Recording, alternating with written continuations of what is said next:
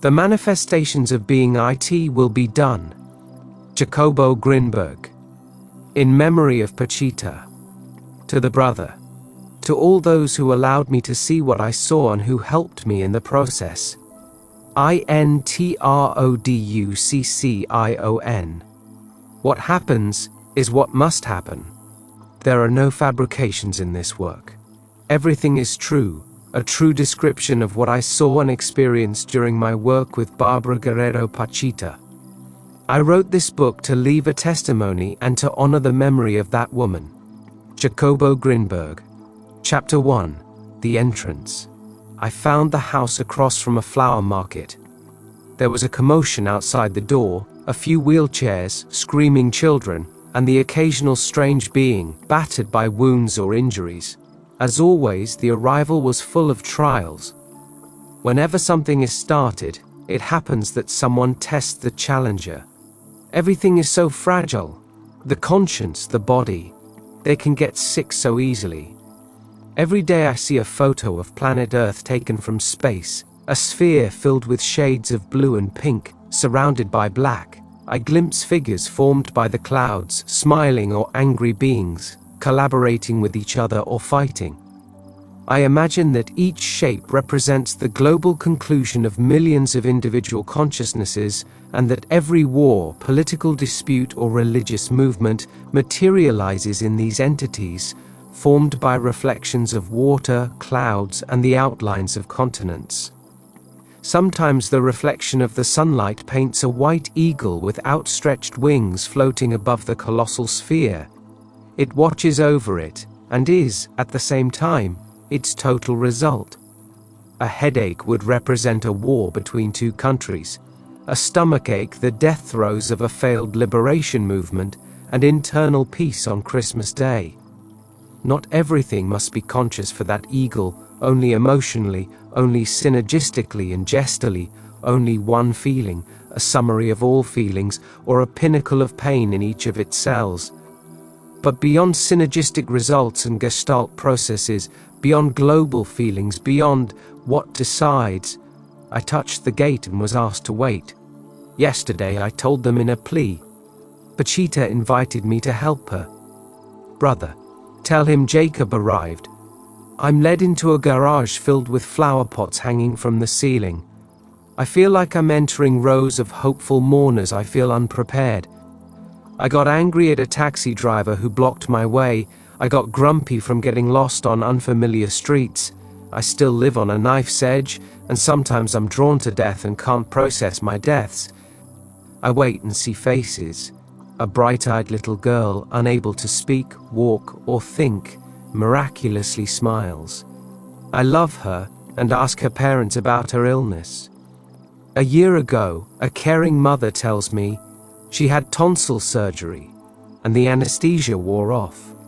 She became a vegetable, and now, at least, she smiles. Pachita has had several surgeries on her, and she's improved a lot. I prayed to God and turn around, still feeling unprepared. They won't let me in, and I know why. Despite everything, I insist again. I decide to sit on the floor to meditate. As always, I begin the struggle. The only option is to accept everything. Deciding that something is wrong and something is right is to put some structure before inner wisdom. I let myself go, and a darkness invades me. Little by little, thoughts begin, and in a moment of carelessness in my tonal, I take on a slight blue tint and enter it. The first image appears, a colossal process transformed, decanted, purified, manifested, and corrected, and I give thanks for the wonder. A feeling of peace washes over me. I touch the tentacles of my being, and in another moment of carelessness, I slide through one of them toward my center. Now it's not just peace, but certainty. I am with myself, with him, with everything, and I know that I know. I open my eyes, approach the door, and at that moment, synchronistically they announce to me, "Brother wants you to come in." Chapter 2. Spirit over Matter. I once knew someone who lived in the present, not by choice or command, nor because of ideological reasons or because he held a certain teaching. He simply had too much going on, and he didn't have time to think about the past. His features were constantly moving, gestures of astonishment crossed him at every moment, and he seemed to be listening to 1,000 things at once, like the calls of beings who always amazed him. Before starting this chapter, I had to ask permission, and like my friend, I began to be invaded by insights. I don't remember most of them. I only know that there is a moment when a threshold is crossed, and what was once darkness is illuminated by light. But light is also capable of deception. I now recall, thousands of lights, and each one was abandoned to me and served as a catapult for the next until the true one appeared. But here lies a deadly trap. I can't say true when everything is real.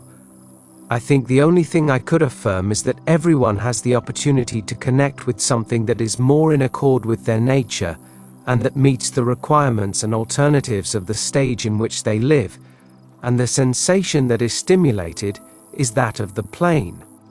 But since we always move forward, except if there's a redundant tether, the next step is always unimaginable. This at least has happened to me countless times. I think I've arrived, and I always have the good fortune to encounter something beyond me. However, there is a platform that remains in nuances. Years ago I began to have images. Always new, always original and unknown. I believed that was it, and I boasted of having achieved true fulfillment. Then I realized that I was thinking, and that there was a question I had to answer. I was nuanced by it for years, and I never imagined that there could be something more impossible to answer. Something that would include more. I questioned myself about the origin of experience, and since everything is experience, I questioned myself, I assumed, about the origin of everything. I once glimpsed that something beyond experience might exist, but I confess I was frightened. What did happen to me is that I ended up distrusting any answer. Thus I arrived at the conclusion that being is the magnificent concentrator of all wisdom, and a transcendent entity above and beyond any humanoid consideration. However, the first time I lost my human form, I thought I was still without the self, or rather, without the self I had experienced as such. The truth is, I connected with what could have been externally judged as cynicism, but I was fortunate enough to recognize myself as unlimited.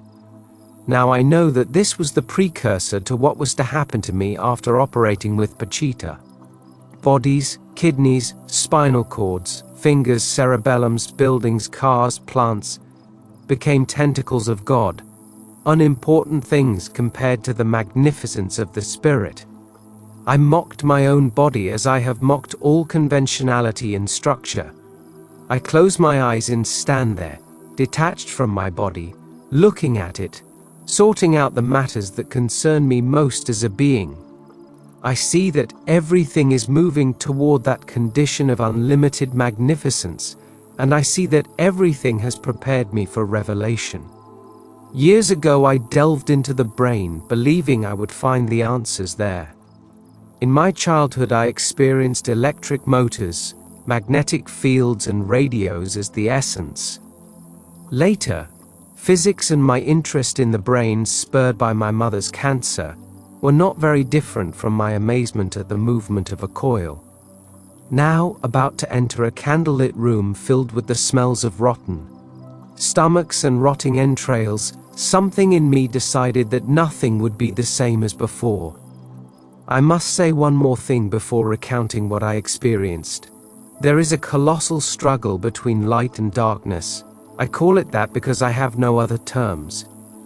Every accident is a test, every fall a signal that an immeasurable intelligence sends to each of its parts.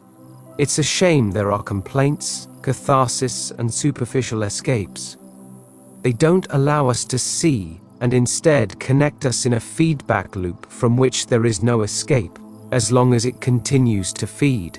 A small anteroom screened off from the brothers' workroom by a curtain welcomed me. Everything seemed very natural, except for the guard at the entrance. A concerned young man either blocked or facilitated entry depending on Brother Cuauhtémoc's instructions. I opened the curtain, and bodies wrapped in sheets and lying on the floor greeted me as the presence of a familiar yet terrifying spectacle. Later, I understood that the patients who had undergone surgery received sufficient energy in that room to heal their wounds and adjust and balance their energy fields. The brother's voice greeted me, making me feel like family, cared for, and blessed. Pachita was sitting in a chair next to a wooden bed, covered with a foam mattress topped with plastic. Her closed eyes were looking at Elle, her assistant for 6 years, always present 2 days a week. Elle greeted me and placed me on her left. I rolled up my sleeves and prepared for instructions. Next to me, an Argentine parapsychologist was taking photographs. The image of my first interview with Don Lucio appeared. In Nepopualco, the operating table was an altar, and the instruments were eggs, palm leaves, and purified water. Here, the same procedures were performed with a hunting knife. A woman with a stomachache appeared. "I'm in pain, brother, I can't live with it. Help me in the name of the Father." "So be it, my little girl, lie down, my precious one." They brought us a sheet. Each patient brought one, along with a bandage and some clips.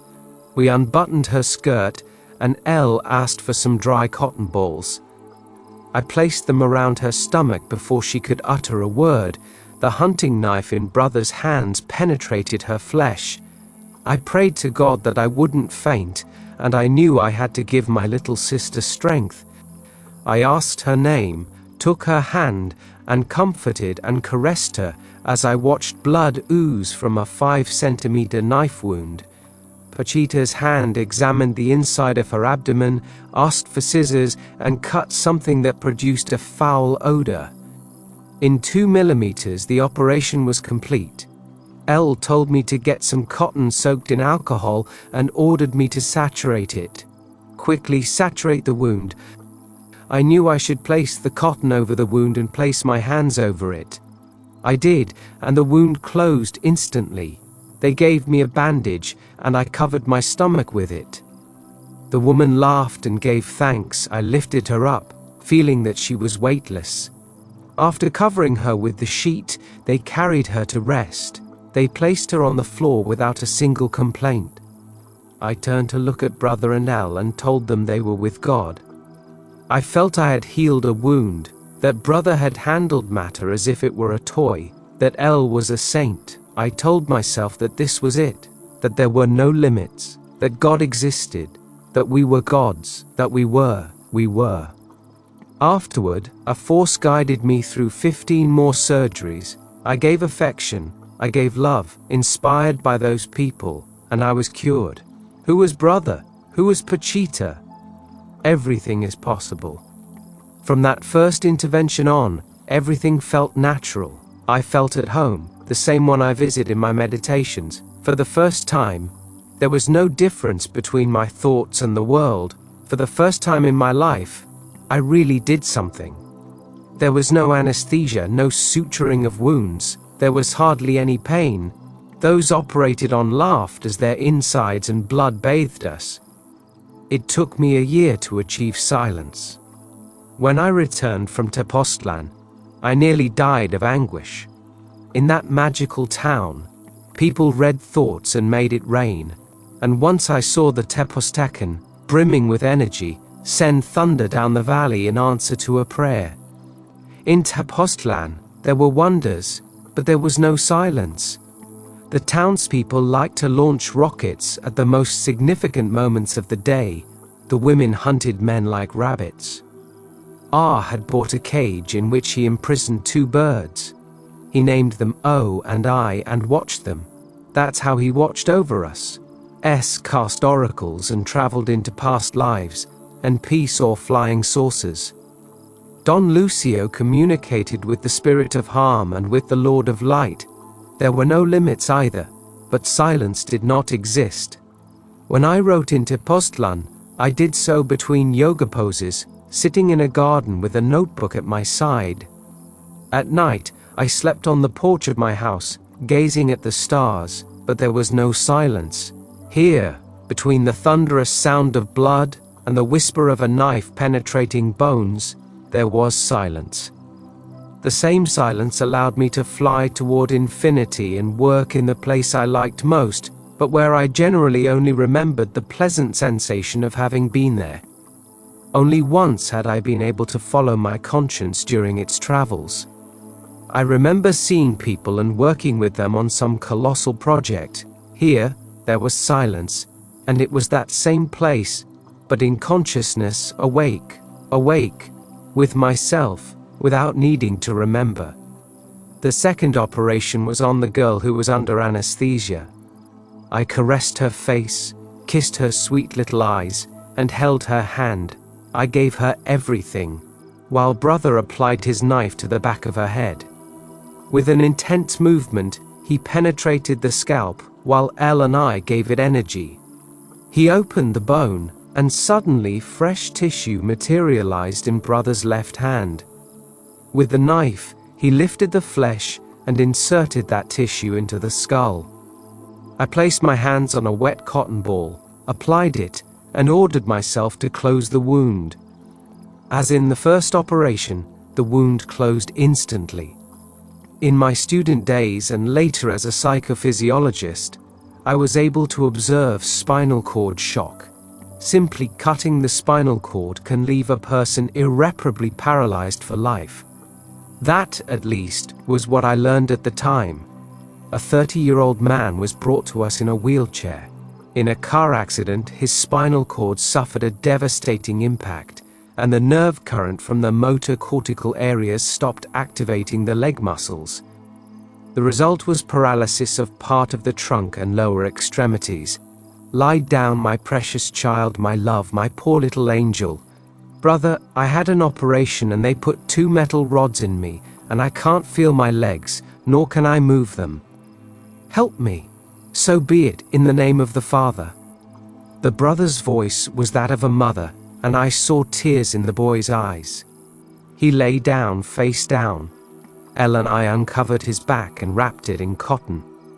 The knife penetrated the vertebrae and exposed the spinal cord. Brother joined the severed ends and asked for a bone graft. An assistant brought him a glass jar from which he removed a bone and, with the handle of the knife, embedded it in the man's back. Elle, more cautious than I, covered himself with his hands. I was splashed with blood, and a red drop in my ear bore witness to the miracle. I applied my hands, and the wound closed. The boy began to move his leg. Lightly but surely the connection was re-established, and it was only a matter of time. I stroked the patient's leg, and thanked heaven. Then they brought in an 85-year-old man, a factory worker. He couldn't eat. His esophagus had closed months before, and he could only eat liquids. The brother had him lie down and ran his hands over the sick man's stomach. He saw what was inside and knew what to do. He opened the cavity from the throat to the stomach and inserted his hands into the esophageal tract. He detached it and left it free. Then he took the sick man's penis and inserted the knife into the urinary tract. He turned to look at me and, still with his eyes closed, joked, "We do everything here." I closed the wound, and the brother asked for a hard roll. "Eat it, good man, little angel of God, eat it." The old man shook his head. "I'm telling you to eat it, don't be stubborn." He bit into the bread roll, chewed it, and then swallowed it. "You see, little brother, the Father's works have no limits." The old man laughed, and Elle and I hugged. In my previous life, I often wondered how I gained strength through work. Sometimes I could write for hours and each time feel more refreshed instead of tired. But muscular exertion was denied me. I mean, it wasn't the same as with thinking. Even when I was young, the same thing happened to me. I lived in a kibbutz, and at night, after harvesting peaches and arranging them in boxes, we would load trucks. I always ended up exhausted from the effort. Here, with brother, after carrying the sick, bandaging them, and giving them strength, I felt more and more energized. But the next sick child required no muscular effort. When I saw him, I began to sweat, a little. Girl with braids alight with ribbons, with curious eyes, was brought in and placed on a sheet. I looked at Elle and then at brother, incarnated in Pachita. The three of us began to caress the baby's soft, sweet body and speak to her with loving words. Brother asked about the illness, and the little girl's father spoke of paralysis and a ruptured spine with spinal cord injury. Brother asked us to pray. Then he opened the baby's back. When we first laid her in bed, she had cried, but now she'd calmed down. Brother grafted a bone. We closed the wound, and the sweet little dove began to laugh and move her little feet. We kissed her, stroked her braids, and gave her back to her father. We all laughed and joked, and our being gave thanks for everything we had seen and done. Someone came to tell brother that the woman who needed a bladder transplant had arrived. Pachita raised her arms, and I saw something materialize between her fingers. "It's a bladder," he told me, knowing the depth of my astonishment. A young woman entered the room and lay down. Brother made a large cut and inserted his hand into the wound. He located something and invited me to feel it. That afternoon I had cut my finger and was afraid of infecting the patient or myself. I was about to say something, but suddenly it seemed ridiculous. I inserted my hand and felt a thin tube. "Play well, Brother Jacob, and you'll feel a pebble in your kidney canal." I felt it, and in that moment it disappeared. "This girl is cured and doesn't need a bladder," said brother, his voice full of certainty. I turned to look at the small table next to Pachita's body and realized that the bladder had disappeared. "Brother," I asked, "where is the bladder?" "Oh, sweet boy," he replied, "if it's not needed, it's not needed, and it goes away on its own." I closed the wound and waited for the next patient. An elderly woman took the bed. "How is my love?" the brother asked. The woman didn't answer. She was accompanied by her son, and he said his mother had cancer. "Well, my child, let's get it out with the Lord's help." The cancer was located in the nostrils. Brother inserted the knife into one of them and began scraping. It took several minutes while he examined the interior of the caverns, and then with a smile he said, "It is done in the name of my Father." We finished at midnight. We all surrounded brother and asked for his blessing. I learned that after each day, the brother would see his assistants, give them advice, and clarify their doubts. At the end, in a martial movement, the brother raised his right arm and said, "I bid you farewell, go with God." There was a moment of tension. A few seconds passed between brother's departure and Pachita's recovery. Pachita's body fainted during that time and then recovered. She looked at me strangely and asked me where I had come from. Her consciousness was so different that she didn't remember seeing me during the operations. "I'm very pleased to see you, Brother Jacobo. When Pachita first came to the house where I met her, many mishaps befell her. Among them was the loss of one of the houses where she worked. The owner had fired her the same day she visited the mansion where she was introduced to me. She had requested a new place, and since we had met at that important residence, she thought I could intervene to secure it. That night, moments after we said goodbye, Brother Jacobo had asked me if I was thinking of helping. I told him I would do what I could, but he didn't seem satisfied. Now, as Pachita, she confessed to me that she didn't understand the important people who lived in that large house, surrounded by police surveillance precisely because of the importance of its inhabitants. "They're very different, Jacobo. So many bodyguards scare me." I knew it was a test for Pachita. She shouldn't ask for anything material, even if it wasn't for her own benefit, but for someone else's. "Take care of yourself, Pachita," I said emphatically. "It's a test, and you shouldn't let it happen." I hugged her and took her graying head in my arms. Take care, sweet sister, and thank you for letting me help you. Chapter 3. The Damages. I had heard it from Don Lucio. People are envious and they cause trouble. Jealousy entangles the spirit, envy causes harm. Then it is necessary to find them and cast them out. How? I asked Don Lucio. When the spirit is tangled, it needs to be untangled. I use the palm of my hand and sometimes a safety pin. Safety pin? The red roosters swallow the damage. A hole is dug in front of the house, and after working with the animal, it is locked there.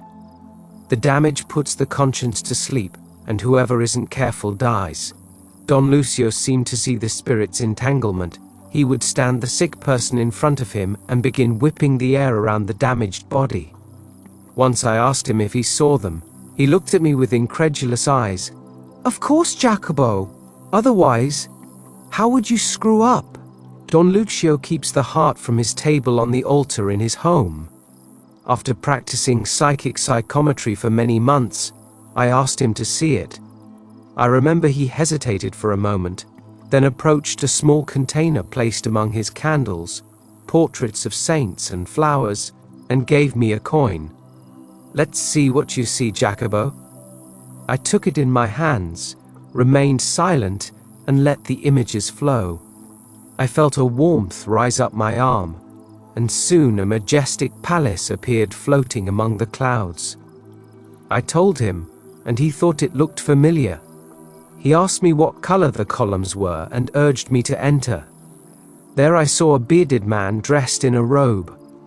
I told him that too, but he didn't answer.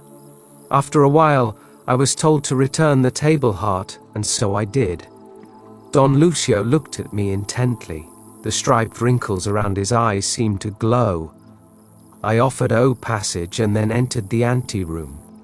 We passed through the curtain, and I noticed Brother surrounding a woman sitting in a chair in the middle of the room.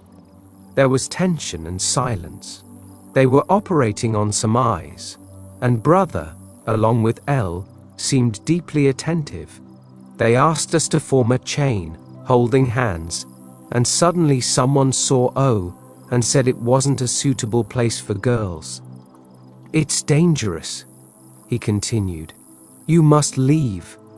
He was about to protest when the brother replied that she wasn't a child, she was my wife, and welcome. We finished, and as I let go of the other's hands, I crossed them in a resting attitude. Don't cross your hands, Elle told me, alarmed. It's dangerous. And don't get distracted by anything. There's a lower astral plane here, and if you get distracted, it'll penetrate you. We stood around the bed, Elle on my right, and Brother sat in front of us in his chair. My dear girl, come closer to your companion, Brother said to O in a deep voice. O stood to my left, but only briefly. The Argentine parapsychologist asked permission to come closer and take flash photos. The ones the other day didn't work out, and I want to try my luck again. His name was P, and he was an envoy from an Argentine archbishop who was preparing his trip to be cured by Brother in the near future. O took the cotton balls and disappeared shortly afterward. He had preferred to help comfort the brothers, both before and after their operations. I felt weak.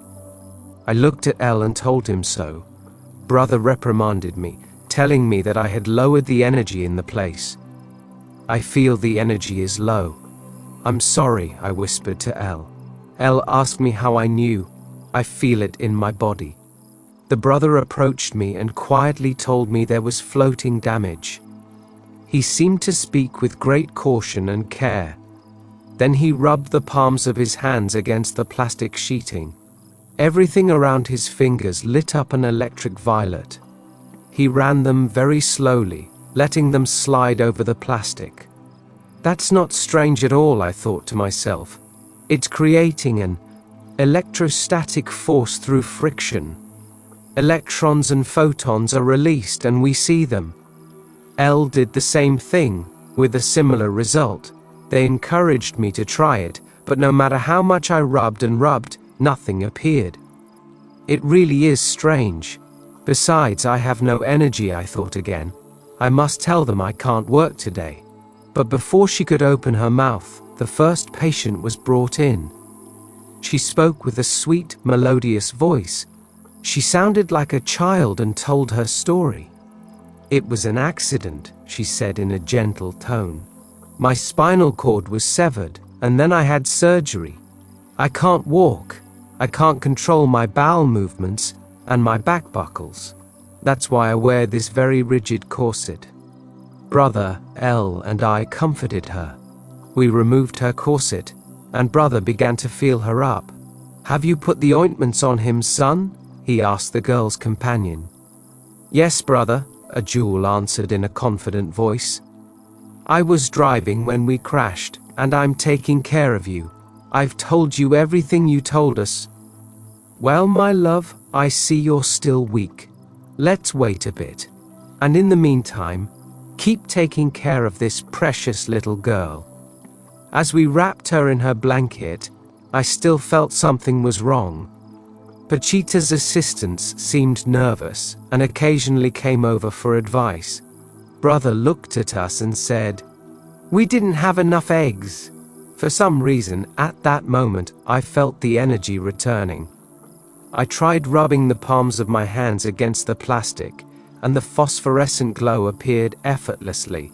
At that moment, a sign appeared, speaking with a foreign accent. Brother, he said, here are the French gentlemen. They've come from Marseille. He has a kidney problem. Of course, sweet sister, I remember. Did you bring your transplant? Yes, brother, you did.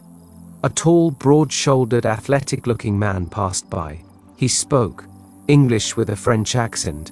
Lie down, pretty boy, lie down. Nothing's going to happen to you. I took his hand, and L reassured him. He pointed to the affected area, and after palpating it, Brother L told us it was going to be very bad. I asked for cotton, made an operating field, and felt the knife penetrate. Bones cracked, and the largest opening I'd ever seen opened in the man's side. From time to time, he cried out in pain. Brother L inserted the kidney the man had brought in a bag. Then he opened it near the marrow, and that too healed. I closed the wound, and the grateful man glanced at us and tried to touch us with his hands. His partner, M, no longer wanted to live. Intense pain, dizziness, and nausea plagued her day and night. She approached the bed and lay down on her back. She seemed to want to cry. Brother spoke to her with gentle words. I took her hand, and while the knife penetrated her stomach, L caressed and comforted her. My dear father, the brother whispered, this is cancer. I heard a cutting of internal tissue, and brother took my hand and made me hold a piece of intestine. Don't let it slip, brother James. Now, insert your finger into it. I took the tube-shaped tissue, and as I held it, the brother pulled out something gruesome-looking and foul-smelling. I want hot water and balm, the brother ordered his assistants. The balm was poured into the open cavity, and at last the intestine I was holding was put back in place. Saturate, brother Jacob, quickly, saturate. I placed my hands over the wound and it closed immediately. M seemed revived. I love you all, she said in English. I love you. God bless you. Love is everything. I love you, I love you. God bless you. Pachita didn't understand anything, and suddenly she started speaking in Nahuatl. His speech was melodious and full of sweet intonations. If she's talking in something that's incomprehensible, I can do it too, right? We all laughed and kissed M's hands and said goodbye. She continued talking about love, God, and blessings. O told me that upon leaving, M's eyes had changed. He blessed everyone, and finally, after many years, he had life and the desire to live it. In a festive atmosphere, a middle-aged woman was brought in. Brother, she said in a pleading voice, my head has been hurting day and night for 2 years. Heal me, brother, and may God bless you. Your own words are for you, the brother replied. Lie down, my precious child, and you will see that all your troubles will disappear. We laid her face down, and after palpating her head, the brother diagnosed a tumor in the cerebellum. "I need the saw." The woman screamed and writhed as Pachita's hand cut into her scalp and bone. She begged to die, the poor woman, as the sound of the saw opening her skull could be heard. Finally, the tumor was removed, and with it, the woman's screams ceased. I felt that her pain was, in part, not completely relieved because of us. While we operated on her, part of us remained with M. I said nothing and saturated. Everything had turned out well, and the woman couldn't believe the absence of pain. Suddenly, L warned me in a worried tone. "What follows is materialized damage. Don't get distracted for even a second. Don't cross your arms, don't look away." P had been standing next to me, taking pictures with his flash, blinding us. We asked him not to counteract what might follow. A woman, about 45 years old, short in stature, and with a sweet face, although furrowed with tension wrinkles, approached the brother. "What's wrong, my pretty dove?" "Oh, brother, I feel something on the back of my neck that hurts. I feel it moving and I can't lie on my back. I've been to see doctors, and they've sent me to psychiatrists because they say it's nerves. They've given me medicine and bandages, but they can't find anything." "How are they going to find anything?" Elle said suddenly. "You're lucky they didn't send you to a mental hospital." "How long have you been feeling this way, my child?" "For 12 years. Good heavens!" I exclaimed involuntarily. 12 years! Do you have any enmity?" I asked. "Well, when we got married, there were people who were jealous, but after that, nothing." "Well, let's see," said the brother. "Lie down, my beautiful one." "But I can't, it hurts too much." "Lie down, my girl. I know it hurts, but they came all the way from El Paso and it wasn't for nothing. Come on, lie down, my love." I turned to ask for a cotton ball, and L hit me with his elbow. "Don't get distracted, damn it, this is very dangerous. You're going to help take care of the damage." "And how do you do that?" "Just pay attention and don't miss a single detail of what happens." With a swift movement, the brother cut the skin, and with the scissors cut out the entire piece. With the knife, he lifted the scalp and began scraping the skull. "It has to come out with all its roots, and it's very hard," said the brother. After a tremendous effort, something emerged from under the skin, a dark mass with long protrusions. I was very angry and began sending curses to that entity that had tormented a human being for 12 years. A helper approached with a black piece of paper, and the brother placed it there, and it was removed after being locked away. "He's out, little sister. Your troubles are over," the brother told the lady. I started to speak, and again Elle reprimanded me. "Don't think the danger's over, it's just beginning. The damage is already there, and it'll penetrate whoever gets distracted. I don't think I've ever paid more attention to every movement, noise, whisper." I saturated. Elle bandaged my head. "What was that?" I asked. "In 24 hours it will take shape and we will know," Elle replied. "Is it an animal?" "Yes, and it'll start moving inside the black paper." At that moment I remembered that when I saw it freshly extracted, I noticed a slight throbbing in the dark, limp mass. "It's material damage," said the brother, "and let's pray that it doesn't bother us anymore." We all prayed, and I noticed that all around us all the helpers had held hands, forming a chain of protection. "Let the next little brother come in." He was the husband of the injured woman. A sturdy man dressed in jeans with a cowboy hat and high boots. "And what's wrong, little brother?" "Well, nothing for me. I've never felt any pain, but for the past 12 years nothing has gone right for me." "Lie down, my man, you have something in your stomach." The El Paso giant took up the entire bed. We opened his jacket, and I asked for cotton to mark off a space. "Make a chain, my little ones. This one also brings harm," said the brother sweetly. The people I'd seen operating always groaned the moment the knife pierced their body. This man, however, didn't complain for a moment. Brother opened 20 centimeters of his stomach and began to probe inside. He turned to look at me and told me I would remove the damage. What are they? Let me see, Brother Jacob. Lend me your hand and put it in here. I obeyed and suddenly felt what seemed to be a tangled string. I gripped it tightly and heard the brother say not to let go, that if it escaped me it would be all over. I grabbed something and began to pull while the brother continued cutting with the knife. Finally, something resembling a rope tangled around a compact mass emerged from the belly.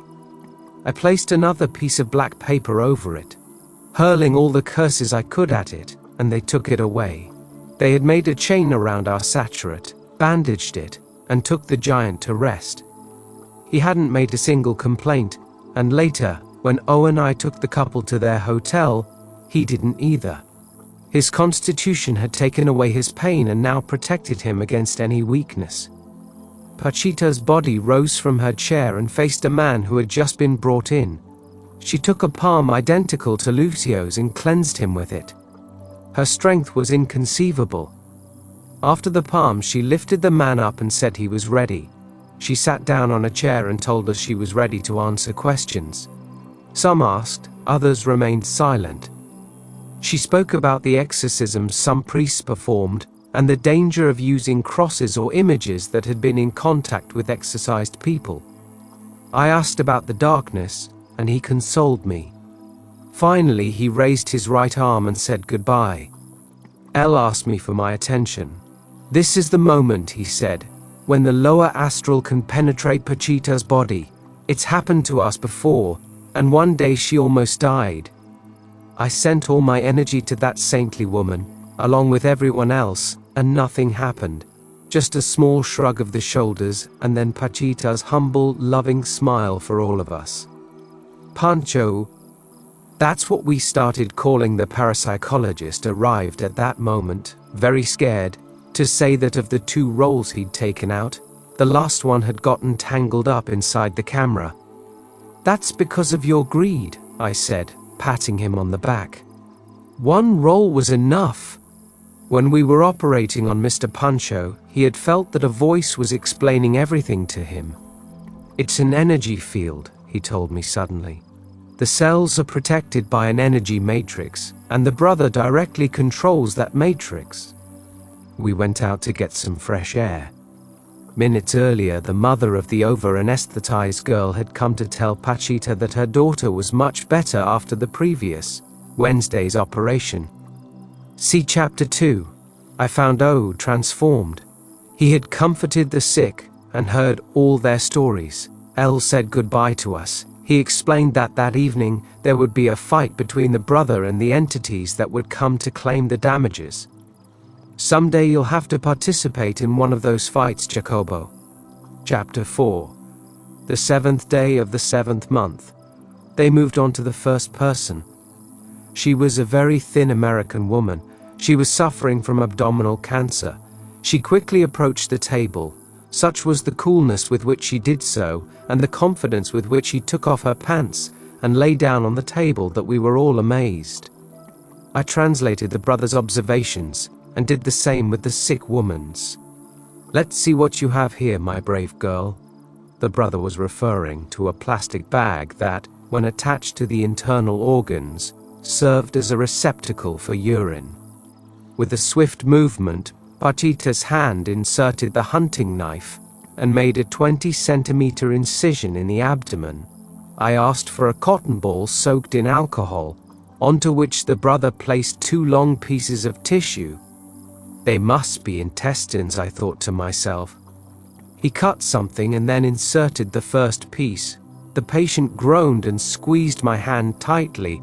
After adjusting the first one, he introduced the second fabric. Saturate, Brother Jacob. I asked for a wet cotton ball, placed my hands over it, and the wound closed immediately. All done, I told the patient in English. No more cancer and no more discomfort. Thank God, he replied, and asked me to remove the plastic bag. I translated the request to the brother, but he refused.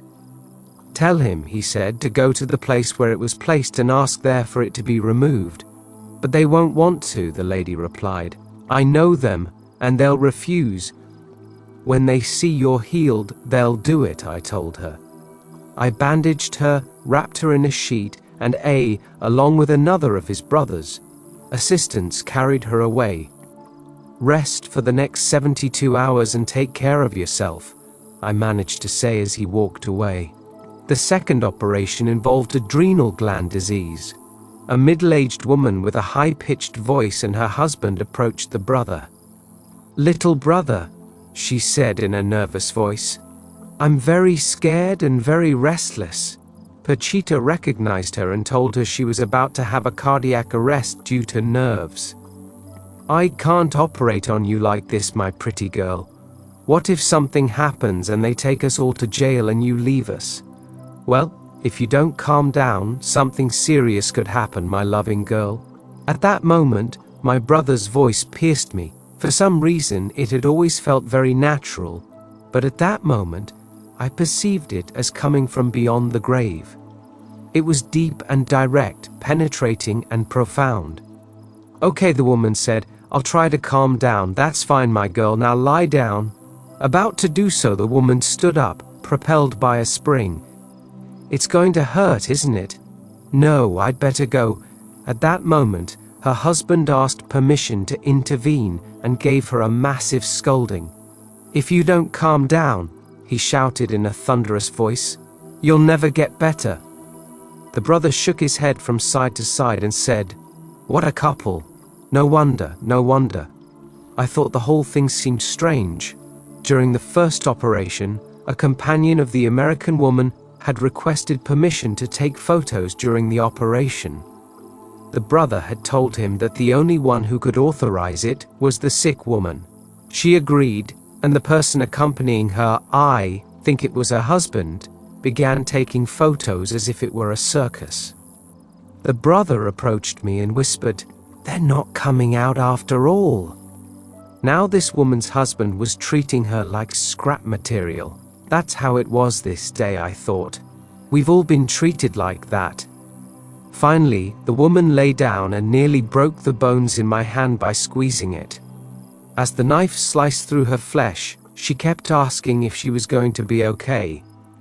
A asked her to pray, and she began to do so with such intensity that even her husband congratulated her. I stroked her head, trying to ease the pain. Finally, the brother finished. He had transformed something inside the woman without affecting her character in the slightest. After bandaging her, she wouldn't let go of my hand and asked me not to leave her alone. "I'm scared," she said to me between grateful sobs. "Please don't leave me." Finally, we convinced her that everything was fine. I approached A and, unable to contain myself, said, "What a spoiled little woman. That's not nonsense," he answered me very seriously. "That's a sin." Then they brought in a boy about 8 years old. He was crying uncontrollably. He wanted to say something, but it was completely unintelligible. It was brain surgery. I held her head while A and Z struggled, trying to keep her body still. The brother inserted the knife and opened the scalp. Then he pierced the bone with the point and, with rhythmic movements, located the affected area and pierced it. It was almost impossible for me to hold my head still. Finally, it was all over. I saturated and bandaged. Exhausted, I sat on the edge of the table and looked at Pachita's body. She showed no signs of fatigue. The next patient was a boy, pubescent, obese, and extremely restless. It was impossible to convince him to lie down. After minutes of failed attempts, we gave up. After a while, a patient came in. I remembered her and the prescription she had been given. It asked her to bring a fresh intestine from a human cadaver, 30 centimeters long. She lay on her back, and the brother opened her abdomen, and after examining its interior, asked me to hold one end of the intestine while he slowly but confidently grafted the other lie. After inserting it, he adjusted it and asked me to saturate it. The patient was accompanied by her husband, who also asked permission to take photos. The brother told him that permission had to be granted by the patient who had been operated on. These people, said the brother, managed their curiosity before their feelings. We were resting after this operation, when someone called Z. A moment later, A approached the brother and told him that the American woman's husband didn't want to pay for the intestine, saying it was fake and had been transplanted onto his wife. He said that since it wasn't used, he didn't have to pay for it. Leave him alone, Brother A, said the brother. They're people without feelings, but it's not his fault, he added. It's his culture. I couldn't believe it. That's outrageous, I said out loud. It's incredible that such coldness exists. That man acts like he's in a supermarket. It's incredible. We all turned to see a colossal presence. A gigantic, overweight woman approached the operating table. She was also American, and her kidneys had shut down. Without a complaint, without a single exclamation, she lay down and didn't blink when the knife penetrated her side. You're very brave, I told her after bandaging her. 4 people carried her, and staggering, carried her to rest. We had finished the session. I asked for alcohol to clean my hands, and Pachita sat next to the altar in the room. Very well, my children, you did very well today. A. Pachita's son and her daughter approached the brother. We're worried, they said almost in unison. We've heard your flesh will die in December, and we want to know if that's true. No, my children, don't worry. In the chest of my flesh there is no heart like that of men. My flesh is not flesh, and my veins are not either. There is still much to be done, and the Father will not take her away soon. Twice before he has wanted to take her, but I have asked him to leave her a little longer, and he has agreed. The only thing that doesn't work in my flesh is my eyes. I give you permission to take her for a checkup, to cure her of every ailment, but you won't find any. However, this way my children will be calmed. I know who will die here and when. I know how many days everyone who comes to visit me has. I know the designs of the Magnificent One, and he won't take my flesh away soon. Brothers, he said, addressing everyone, I bid you farewell. Whoever wants to ask, let them ask. Pachita's body raised her right arm and then lowered it. A opened her palms and directed them toward the woman's body, offering her protection. The rest of us did the same. We waited a few seconds and realized that something very strange was happening. Suddenly, the saint's body seemed to come alive, but it wasn't Pachita yet. Her brother, or someone resembling him, began speaking through Pachita's mouth. I'm telling you, he began, addressing me. Yes, I tell you that it's going well, that your golden pen continues to write the truth of what you see here. Don't ask anyone's opinion about your papyri, and continue the work you started. I tell you, he continued, becoming more and more excited, that you were an apostle in those times, and that it is the grace of the Father that our paths have crossed. At that moment, I felt the most extraordinary thing I'd ever experienced in my life. A luminous energy flow filled me, and I saw light surrounding Pachita's body. My entire being felt elevated to a plane of enlightened consciousness, and with an uncontrollable impulse I approached the saint and kissed her hand. You, he continued, were Andrew, my first apostle, my scribe. Go and tell everyone that the new era is about to arrive. Announce to the 4 winds the coming of the Messiah, and know that you are a witness and will live in the New Jerusalem. Announce it with your golden pen and doubt no more. My God, I thought. I had seen in Tepoztlan one day an image of myself in the Temple of Jerusalem itself in the year 30. I knew it was I who was living at that time. Seated at the altar, some elders were conversing among themselves and speaking of the highest and deepest things. During that period of my life in Tepoztlan, A group of people and I were studying the technique we call reincarnational analysis. In an experimental session, I had launched myself in search of my own identity and had seen myself in Jerusalem in the year 30. On another occasion, also in Tepoztlan, I had seen the image of a crucifixion. Now a previous life was confirmed for me. I also tell you, the spirit continued, that you will soon find the brother you have been searching for. My God, that was also true. For years I had searched for someone without knowing who. All my work and my books were the transmission of a teaching located within me and captured there by someone I was seeking to find again. My spirit had suffered blows that had distanced it from faith. Struggling against structures and only desiring to be with God, I had clashed with selfish people and had felt evil, and little by little I had forgotten. I, who had fought against everything that wasn't free-spirited, had also fallen, and now I felt my strength wasn't enough. I was about to tell the spirit that I was nobody, that I didn't have the same light I'd had before, that I didn't deserve it, when Pachita's body raised her right arm and, almost ready to say goodbye again, asked me one last question. "What do you want?" "I want light," he thundered. With his arm raised, the spirit said goodbye to everyone. Pachita's body entered a spasm, and both A and I protected her with our palms. Finally, Pachita recovered.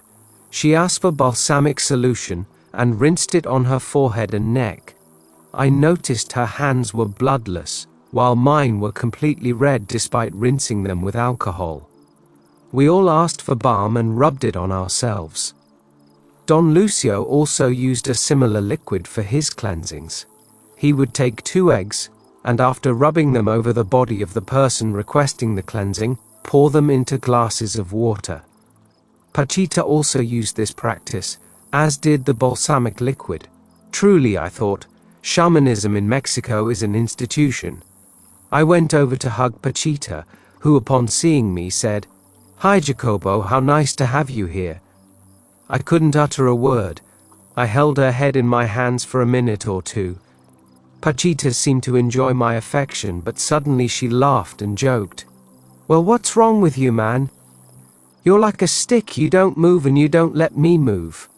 I let go and realized that my excitement was only shared by AZM and the other assistants who were sitting on the operating bed and joking with each other. I was about to tell them that all their actions, their acts of faith, their presences of faith, would be recorded for eternity, but I restrained myself. "What's wrong with me?" I said to myself. "That's too melodramatic." After a while, I said goodbye. Pachita was chatting with her daughter, and they were both smiling at each other. "Today is the 7th day of the 7th month," I told everyone, and I left.